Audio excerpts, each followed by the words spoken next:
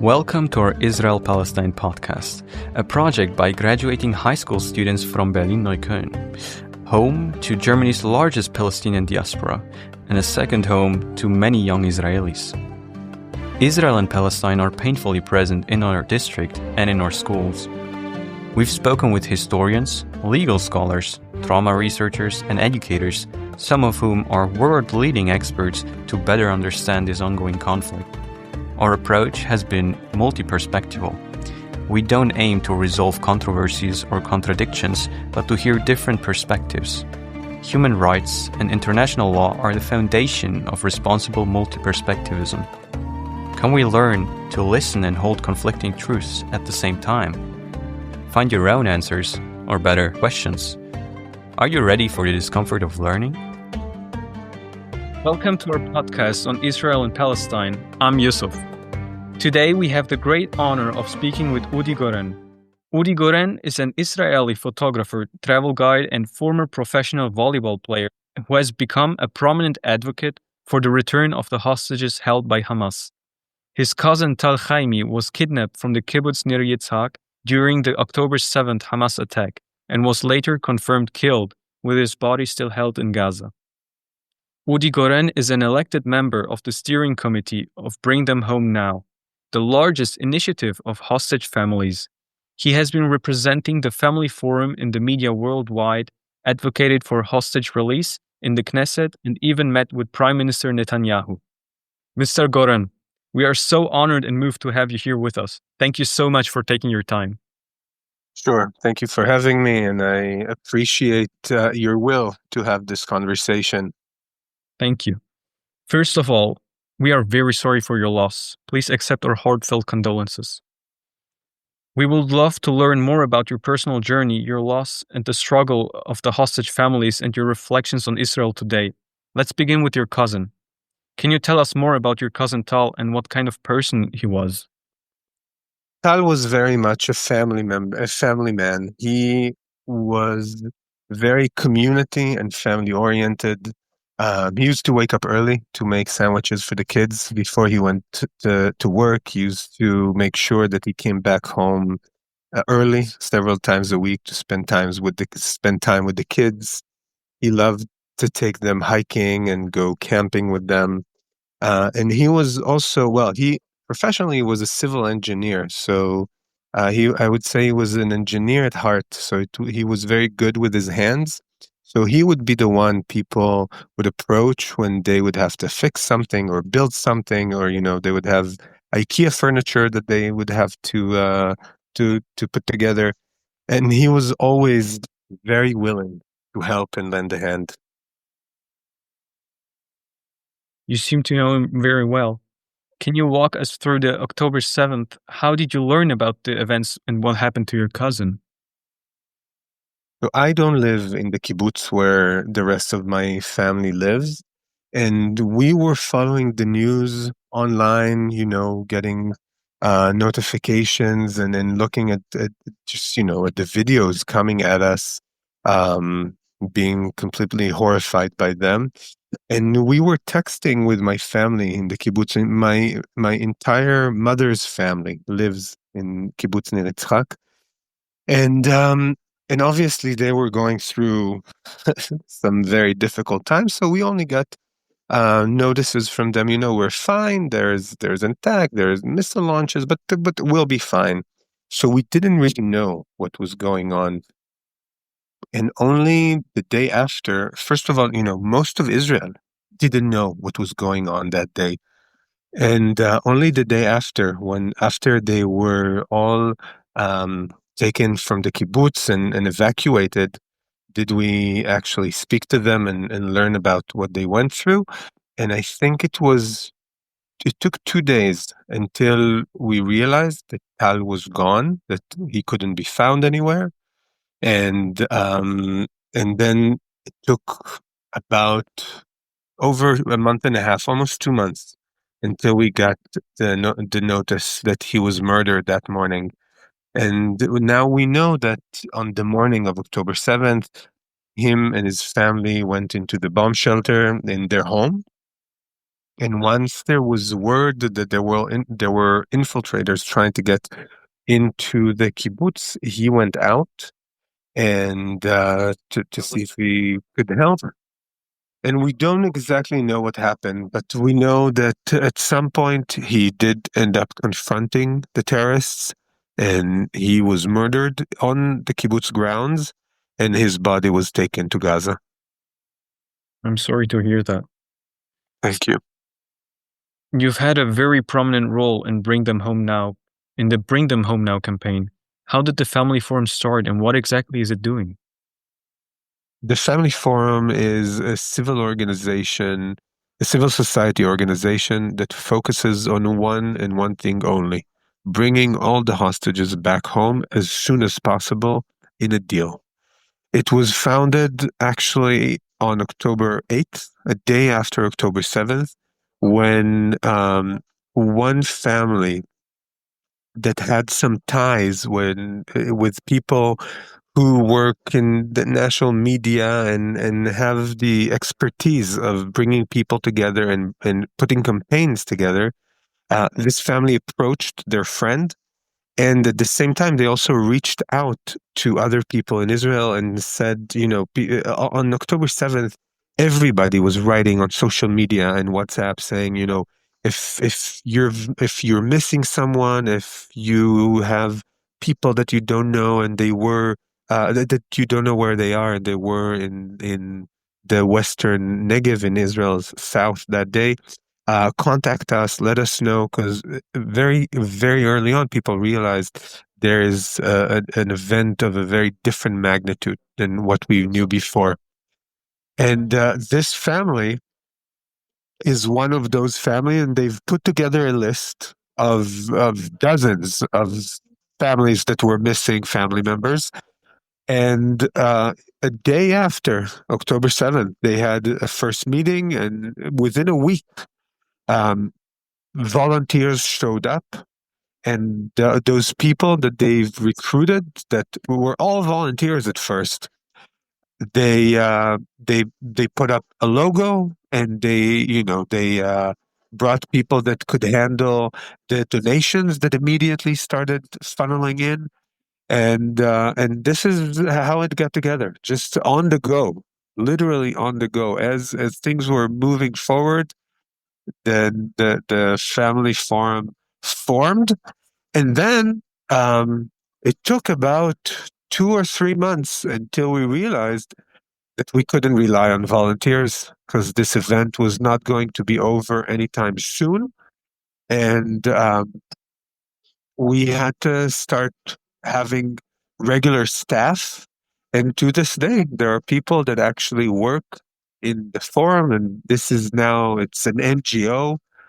And we're still running the same campaign: bring all of the hostages back home as soon as possible in a deal. It's impressive. You've mentioned the kibbutz before. Many hostages come from the kibbutzim neighboring Gaza. Can you explain to our listeners what a kibbutz is and why they've played a special role in Israel's history? So the kibbutzim are a form of a communal town or settlement.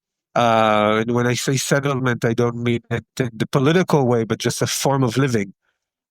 And they were formed in the early 20th century as a way for the first Zionists, or the first Jews that came to what was then Turkish or mandatory Palestine, and they wanted to start living in this land, be together and support each other.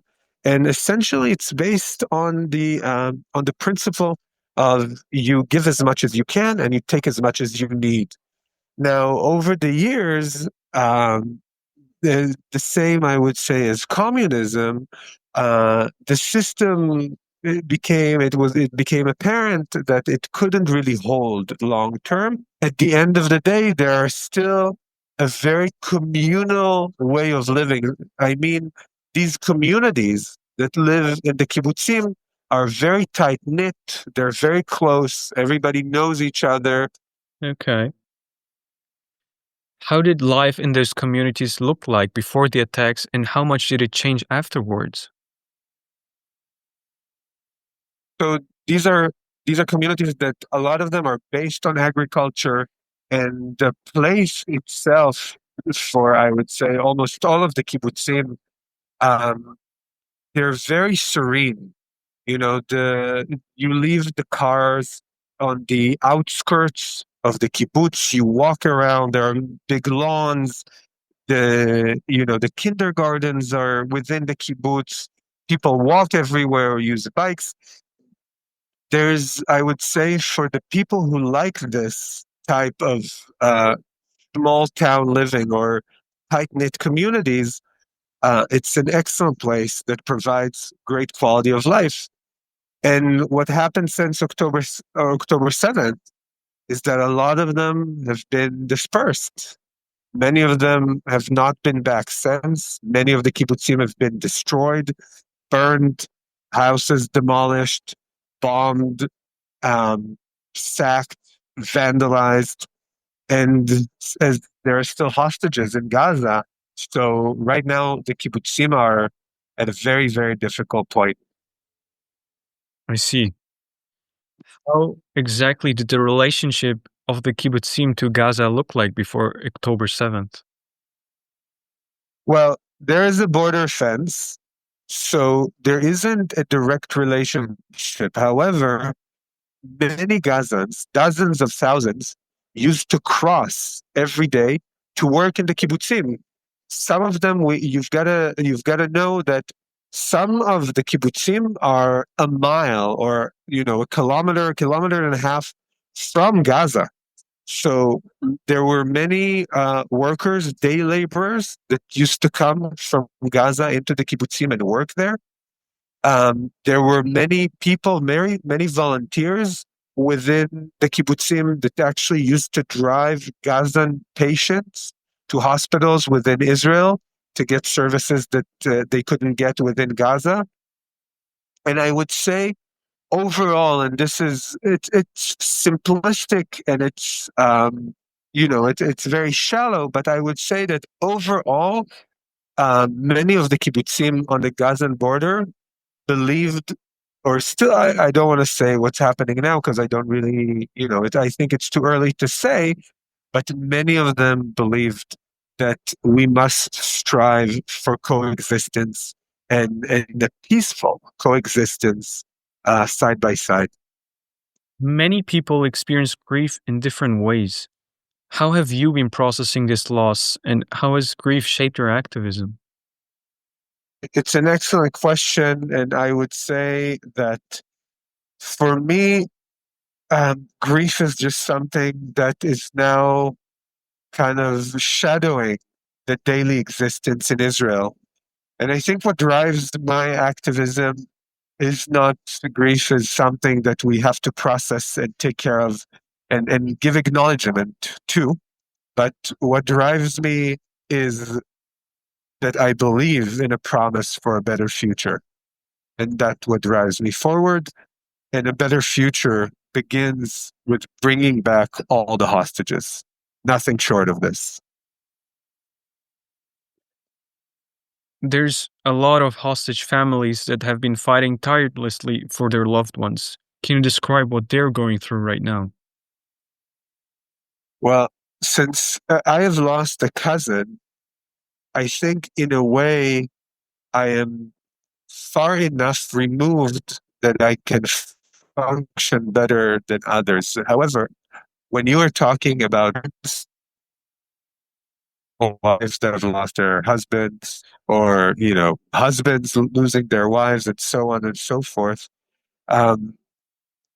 this has been tremendously impactful on the families are having a very difficult time to cope because their story hasn't ended. It's not that they've just lost someone and they've buried them and they can move on, because if they've lost someone and they know that their loved one is not alive, but he's not buried, he's still in Gaza, there's no closure, there's no ending to their story. And it's a very, very difficult place to be in. this limbo. So they can't really grieve, but they don't know where the end is. They can't start any process of rebuilding their lives. Not to mention the people that still have loved ones that are still alive, and they fear for their lives every day. That could be not only that it could be the last day of their lives, but also that they know that they're going through this torture, starvation, abuse, and they have to live with this every day. You just mentioned how they have to live with this fear every day. October 7th has been described as the biggest crisis Israel has faced since its foundation. Can you describe how these events changed Israel's society? I think it's a good question that you ask. I think it's the wrong time to ask it, because right now we are still within this crisis. We have been hit the worst we've ever been hit. We have experienced atrocities that are no short of a Holocaust within Israel's boundaries, and we are still within this crisis. So I think that I can generally say it has sparked a lot of fear and anger and vengeance and hostility. But I think that this is a process, and we are at the beginning of this process. And right now, people are still experiencing the impact in a very primal level. And as long as the hostages are still there, for many Israelis, we are still on October 7th.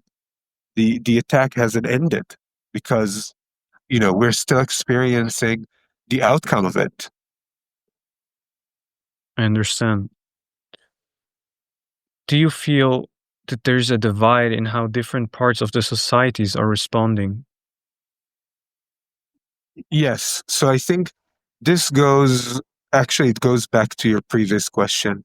And I think that such extreme circumstances make people more extreme in their views and their opinions. So a lot of people are now saying, all right, we have to come complete stop of the war and make sure we have a resolution for the Israeli-Palestinian conflict, because we can't afford to have another October 7th. And there are other people saying we have to be more fierce in our military force, and we've got to fight the Palestinians even harder because we can't afford another October 7th. And I think it goes back to your previous question, because it is still too soon to tell how it would impact in the long term. I see. Many hostage families have expressed frustration with the government. What are the main concerns? I think that the major concern that most families have is whether or not the government is prioritizing bringing back all the hostages before defeating Hamas, because the military effort to defeat Hamas can cause real danger to the hostages. It can get them killed. It is the deceased hostages are at risk of being lost forever. And at the end of the day, military force can only go so far. And what we see, on the other hand, is a clear realization, not just by Israel, but also by the US and the other countries in the region, that everybody understands that Hamas cannot be a part of the future of this region. But how do we get to bring back all the hostages in the near future? That is a major, major concern. It is indeed. How do you feel about the international responses worldwide? I think that I understand why different countries around the world react the way they do. And many, I would say most of the world, stood by our side on October 7th. And now much of the world, seeing the sights coming out of Gaza, thinks that the war must end before anything else. And I can understand why. But I think that I am somewhat disappointed with the superficial view that they express, because going back to the hostages, if all the hostages are out, if all the hostages are released, and Hamas disarms as Israel demands, then the war ends. Then the suffering of Israelis, but also the suffering of Gazans, would end that day, that same day.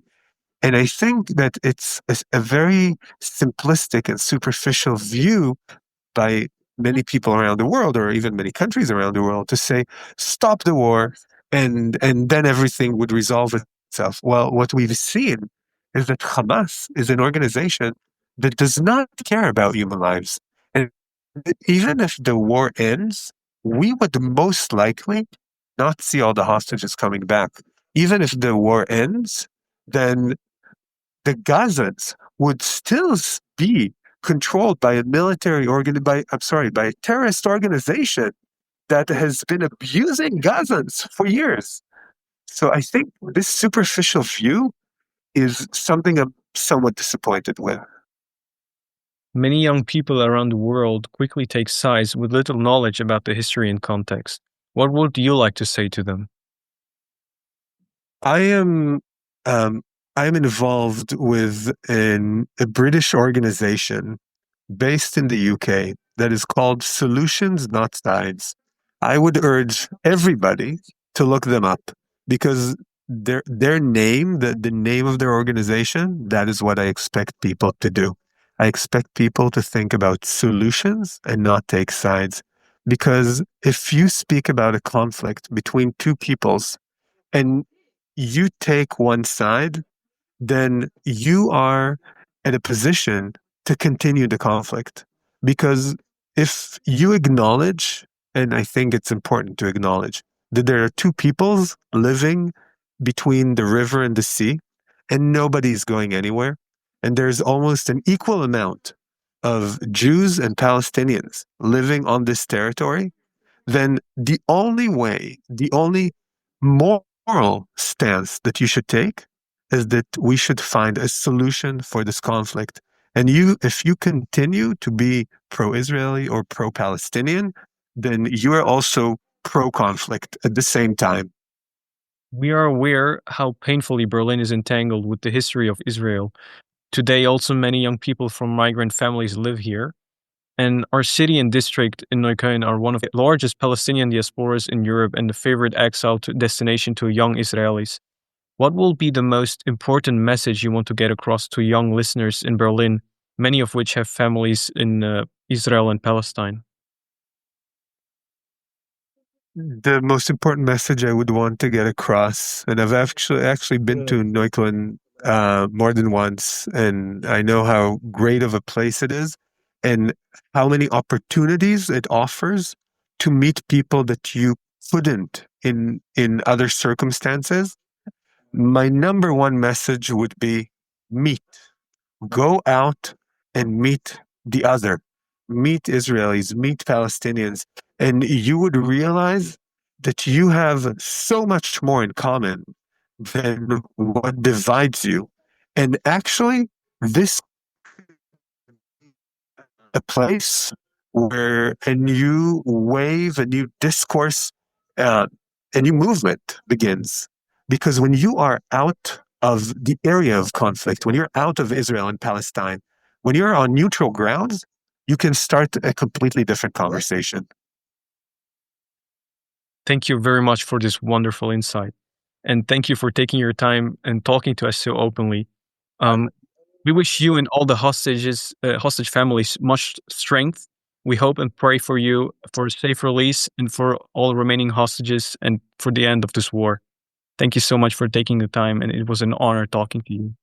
Thank you. Thank you, my friend. And I think that the last thing you've said is what I would love to end with. I want to see an end to this war.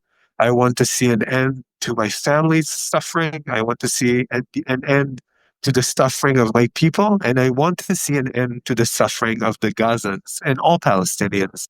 And I think that it is possible. And not only is it possible in the near future. Let's hope for the best. Thank you for listening. If this conversation was meaningful or unsettling, if it left you with answers or more questions, feel free to like, share and subscribe. See you next time on our Israel-Palestine podcast.